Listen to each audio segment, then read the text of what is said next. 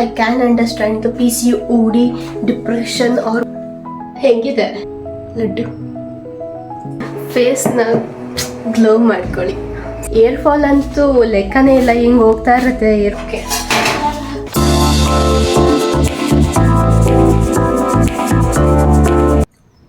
Hey guys, welcome back to my YouTube channel. ತುಂಬ ದಿನ ಆದಮೇಲೆ ವ್ಲಾಗ್ ಮಾಡ್ತಾ ಇದ್ದೀನಿ ಇವತ್ತು ಏನು ಮಾಡಬೇಕು ಅಂತ ಅಂದ್ಕೊಂಡೆ ಅಂದರೆ ಲೈಕ್ ಒಂದು ಹೆಲ್ದಿ ಲಡ್ಡು ಮಾಡೋಣ ಅಂದರೆ ಲೈಕ್ ಎಲ್ಲ ಥರ ಸೀಡ್ಸ್ ಹಾಕಿ ಡ್ರೈ ಫ್ರೂಟ್ಸ್ ಹಾಕಿ ಲಡ್ಡು ಮಾಡಬೇಕು ಅಂತ ಅಂದ್ಕೊಂಡಿದ್ದೀನಿ. ನೋಡೋಣ ಅದು ಹೆಂಗಾಗುತ್ತೆ ಅಂತ, ನಿಮಗೂ ತೋರಿಸೋಣ ಹೇಗೆ ಅದು ಅಂತ. ಆ್ಯಂಡ್ ನನ್ನ ಕಿಚನ್ ನೋಡಿ ಎಷ್ಟು ಮೆಸಪ್ ಮಾಡಿದ್ದೀನಿ ಒಂದು ಲಡ್ಡು ಮಾಡೋದಕ್ಕೆ.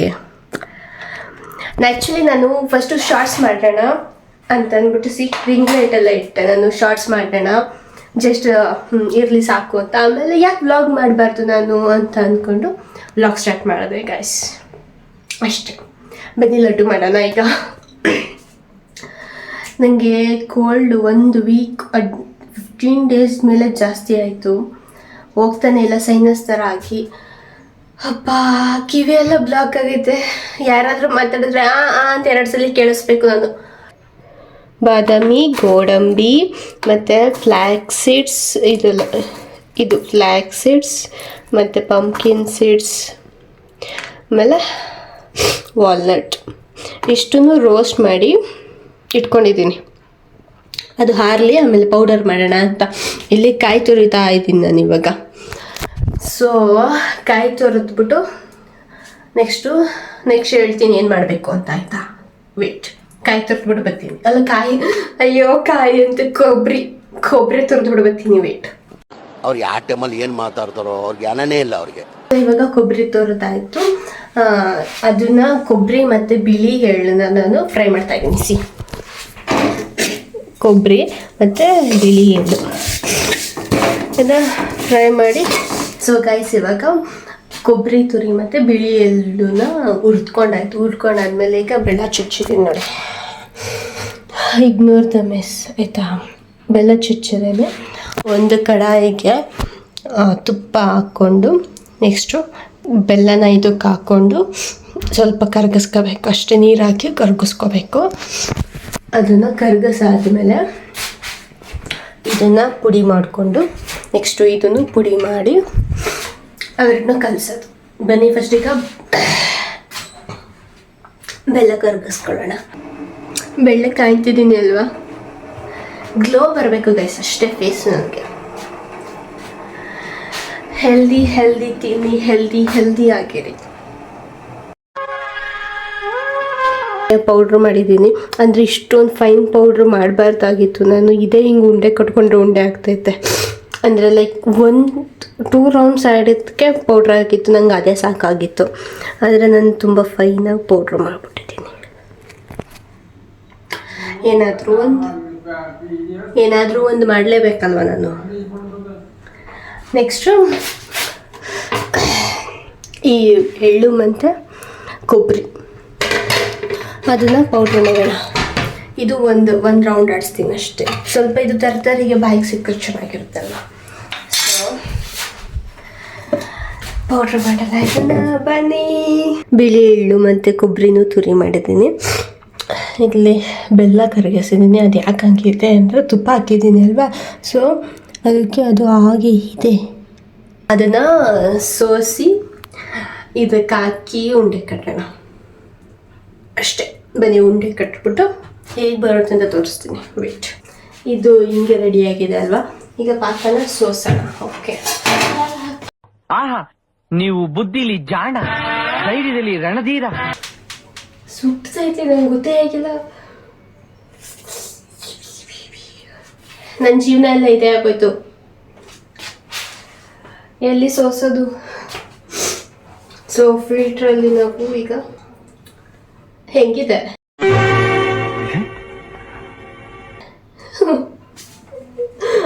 ಟಾಪ್ ಆಗಿಬಿಟ್ಟಿದೆ. ನೈಟಿ ಇದು ಆ್ಯಕ್ಚುಲಿ ನಮ್ಮ ಬ್ರೋ ನೈಟಿ, ಇದು ನಮ್ಮ ಅಶ್ವಿನಿ ಬ್ರೋ ನೈಟಿ.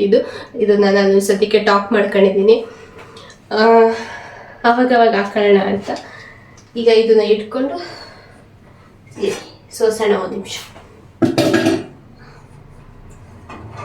ನಮ್ಗೆ ಎಷ್ಟು ಬೇಕೋ ಅಷ್ಟು ಹಾಕ್ಕೊಂಡು ಅಯ್ಯೋ ಏನಿದು ಹಿಂಗಾಗ್ಬಿಟ್ಟೈತೆ ಈ ಕಲರು, ಇಲ್ಲ ಪಾಚಿ ಪಾಚಿ ಕಲರ್ ಬಂದಂಗೈತೆ. ತುಪ್ಪ ಬೇಡ ಅಂದರೆ ನೀವು ಸ್ಕಿಪ್ ಮಾಡ್ಕೋಬೋದು. ನನಗೆ ತುಪ್ಪ ಅಂದರೆ ತುಂಬ ಇಷ್ಟ ಅಲ್ವ, ನಾನು ಅದಕ್ಕೆ ತುಪ್ಪ ಸ್ವಲ್ಪ ಜಾಸ್ತಿನೇ ಹಾಕ್ಕೊಂಡಿದ್ದೀನಿ. ನಿಮ್ಗೆ ಇಲ್ಲಿ ಎಷ್ಟು ಬೇಕೋ ಅಷ್ಟು ಹಾಕ್ಕೊಂಡು ಕಲಿಸ್ಕೋಬೇಕು.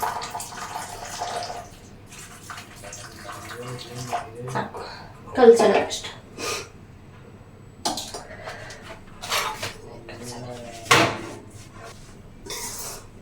ಉಂಡೆ ಕಟ್ಟೋ ಥರ ಕಲಿಸ್ಬೇಕು, ಈಗ ಉಂಡೆ ಆಗೋ ಥರ.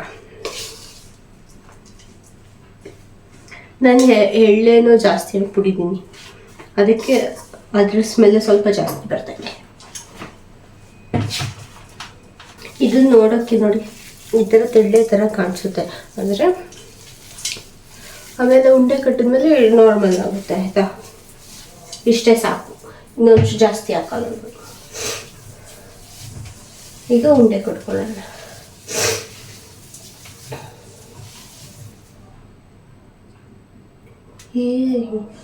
ಹಿಂಗೆ ಕೈಗೆ ಕಚ್ಕೋತೈತೆ ನೋಡಿ ಲಡ್ಡು. ನನ್ನ ಕೈಯೆಲ್ಲ ಜಾಸ್ತಿ ಅಬ್ಸರ್ವ್ ಮಾಡಬೇಡಿ ಆಯಿತಾ. ಲಡ್ಡು ನೋಡಿ, ಲಾಡು ನೋಡಿ. ಸೊ ಇದನ್ನ ಹಿಂಗೆ ಡ್ರೈ ಆಗಕ್ಕಿರೋಣ. ಇದು ಹಿಂಗೆ ಅನಿಸುತ್ತೆ, ಇದು ಸ್ವಲ್ಪ ಡ್ರೈ ಆದಮೇಲೆ ಲಾಡು ಥರ ಕಾಣಿಸುತ್ತೆ ಆಯಿತಾ. ಲಾಡು ಥರನೇ ಇದೆ, ಆದರೆ ಸ್ವಲ್ಪ ಡ್ರೈ ಆಗ್ತಿದೆ. ಈಗ ಇದು ಪಾಕ ಹಾಕಿದ್ದೀನಿ ಅಲ್ವಾ ನಾನು. ಉಂಡೆ ಕಟ್ಟಾದ್ಮೇಲೆ ಎಷ್ಟಾಗುತ್ತೆ ಅಂತ ಹೇಳ್ತೀನಿ. ಓಕೆ, ಉಂಡೆ ಕಟ್ಟಾಯಿತು. ಇಲ್ಲ ಎಲ್ಲ ಸೇರಿಸಿ 20 ಉಂಡೆಗಳಾಗಿವೆ. ಚಿಕ್ಕ ಚಿಕ್ಕದಾಗಿರೋದೆಲ್ಲ ಅಮ್ಮನಿಗೆ, ದೊಡ್ಡ ದೊಡ್ಡದಾಗಿರೋದೆಲ್ಲ ನಮಗೆ ಆಯಿತಾ. ಯಾಕಂದರೆ ನಾನು ಯಾವುದು ಪರ್ಫೆಕ್ಟಾಗಿ ಇದೇ ಸೈಜ್ಗೆ ಅಂತ ಕಟ್ಟಿಲ್ಲ.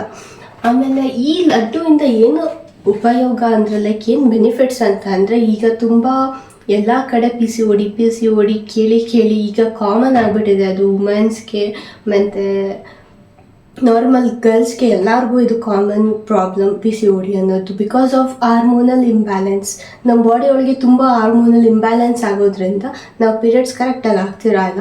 ಸೊ ಅದರಿಂದ ನಮಗೆ ಈ ಲಡ್ಡು ಅಂದರೆ ಲೈಕ್ ಎಲ್ಲ ಮಿಕ್ಸ್ ಡ್ರೈ ಫ್ರೂಟ್ಸ್ ಮತ್ತು ಸೀಡ್ಸ್ ಅಂದರೆ ಸೀಸ್ನಿಂಗು ಮಾಡ್ಬೋದು ಅಂತಾರೆ. ನಂಗೆ ಅಷ್ಟು ಪೇಷನ್ಸ್ ಇಲ್ಲ, ನಾನು ನಿಜ ಅಷ್ಟೆಲ್ಲ ಕ್ಯಾಲ್ಕುಲೇಟ್ ಮಾಡಿಕೊಂಡು ಸೀಡ್ಸ್ನ ಸೀಸ್ನಿಂಗ್ ಮಾಡ್ಕೊಂಡು ನಾನು ತಿಂತೀನಿ ಅನ್ನೋದು. ಸೊ ಬೆಟರ್ ಈ ಥರ ಲಡ್ಡು ಮಾಡಿಕೊಂಡ್ರೆ ಓಕೆ, ನಮ್ಮ ಬಾಡಿಲಿ ಏನಾದರೂ ಚೇಂಜಸ್ ಆಗಬಹುದು, ಆಗುತ್ತೆ ಖಂಡಿತ. ಅದಕ್ಕೋಸ್ಕರ ನಾನು ಈ ಲಡ್ಡು ಮಾಡಿರೋದು. ನಾನು P C O D warrior. So ನಾನು ತಿಂತಾ ಇರೋದು ಇದು.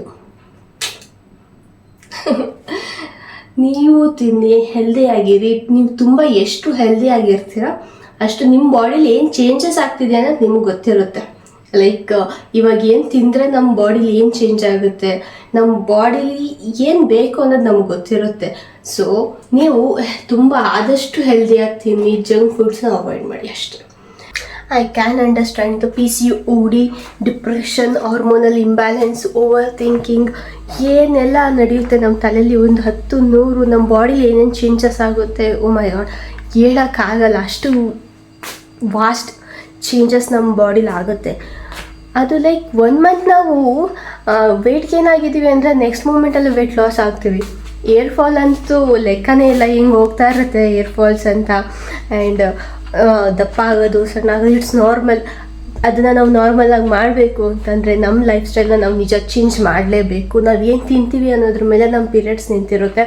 ನಾವು ರೆಗ್ಯುಲರಾಗಿ ಆಗಬೇಕು ಅಂದರೆ ನಾವು ಎಕ್ಸಸೈಸ್, ಡಯಟ್ ಪ್ಲ್ಯಾನ್ಸ್ ಮಾಡ್ತಾನೆ ಇರಬೇಕು. ಇವಾಗ ಯಾರಾದರೂ ಡಯಟ್ ಮಾಡ್ತಿದ್ಯಾ ಅಂತಂದರೆ, ಓ ನೀನೇನು ಭಾರಿ ದಪ್ಪ ಇದೆಯಾ ಅಂತ ಡಯಟ್ ಮಾಡ್ತಿದ್ಯಾ ಅಂತಾರೆ. No, for our body consultation ನಾವು ಡಯಟ್ ಮಾಡೋದು. ಅಯ್ಯೋ ನನಗೆ ಈ ಡಯಟ್ ಅಂತ ಲೈಕ್ ಡಯಟ್ ಅನ್ನಲ್ಲ, ಲೈಕ್ ಪರ್ಫೆಕ್ಟ್ ಫುಡ್ ಪ್ಲ್ಯಾನ್ ಅಷ್ಟೇ. ಅದು ಏನೇನೋ ಹೆಂಗೆಂಗೋ ಸಿಕ್ತಂಗೆ ತಿಂದ್ಬಿಟ್ರೆ ಅದು ಹಿಂಗಾಗುತ್ತೆ. ಅದು ಹಂಗೆ ನಡೆಯೋದೇ ಇಲ್ಲ. ನಾವು ಪಿ ಸಿ ಓ ಡಿ ನಮಗಿರೋದ್ರಿಂದ ಒಂದು ಪರ್ಫೆಕ್ಟ್ ಅನ್ನೋದನ್ನ ತಿಂದು ಇಂತಿಂಥದ್ದು ಅಂತ ತಿಂದ್ಕೊಬಂದರೆ ನಿಜವಾಗ್ಲೂ ಅದು ನಾವು ರಿವರ್ಸ್ ಮಾಡಬಹುದು ಪಿ ಸಿ ಓ ಡಿನ. ಅದು ನಮ್ಮ ಕೈಲಿದೆ ಅಷ್ಟೇ. ಇಷ್ಟೇ ಗೈಸ್, ಇವತ್ತಿನ ಲಡ್ಡು ಡೇ ಇವತ್ತು ಒಂದು ಹೆಲ್ದಿ ಲಡ್ಡು ಡೇ ಆಗಿತ್ತು. So ya thank you for watching. ಹೀಗೆ ಸಪೋರ್ಟ್ ಮಾಡಿ, ಹೀಗೆ ಸಬ್ಸ್ಕ್ರೈಬ್ ಮಾಡಿ, ಹೀಗೆ ಸಬ್ಸ್ಕ್ರೈಬ್ ಮಾಡಿ ಅಂದರೆ ಎಲ್ಲೋ ಒಂದೊಂದು ಬರ್ತಾ ಇರುತ್ತೆ. ಬಟ್ ಶೇರ್ ಮಾಡಿ, ಲೈಕ್ ಮಾಡಿ, ಸಬ್ಸ್ಕ್ರೈಬ್ ಮಾಡ್ಕೊಳ್ಳಿ ನನ್ನ ಚಾನಲ್ನ. Thank you so much for watching this video.